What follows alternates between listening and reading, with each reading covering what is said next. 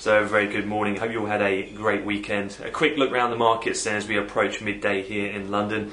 And relatively quiet, we have seen reduced volumes as well as quite a news flow than usual with a light economic calendar. This comes as much of mainland Europe observes Whit Monday, a religious holiday, and with the US Memorial Day, most of the US markets are closed today.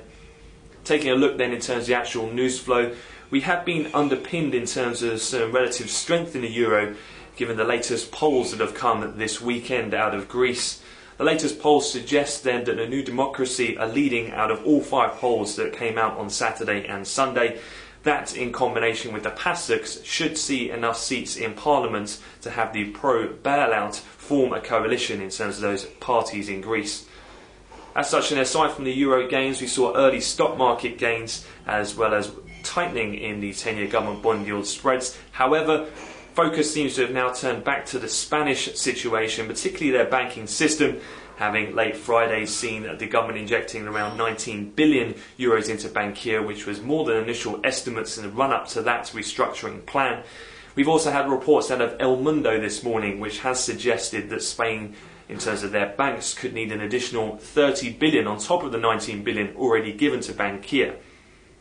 This as well in the actual article suggesting that they're keeping a very close eye, the Spanish government, on the 500 basis points 10-year government bond yield spread level, which it has crossed to a record wide at 507 earlier this morning, has seen the general yields in the 10-year move higher in both Spain and Italy.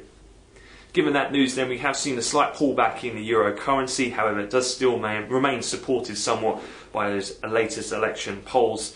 But the spreads in terms of Spain in particular are still out around their widest levels. Moving forward then, as mentioned, the Memorial Day holidays in the US, so things expected to remain pretty quiet overall, but definitely worth keeping an eye on the Spanish banking situation as we head through the rest of the session. That pretty much is it from me here in London for the moment, so I wish you all a great trading day.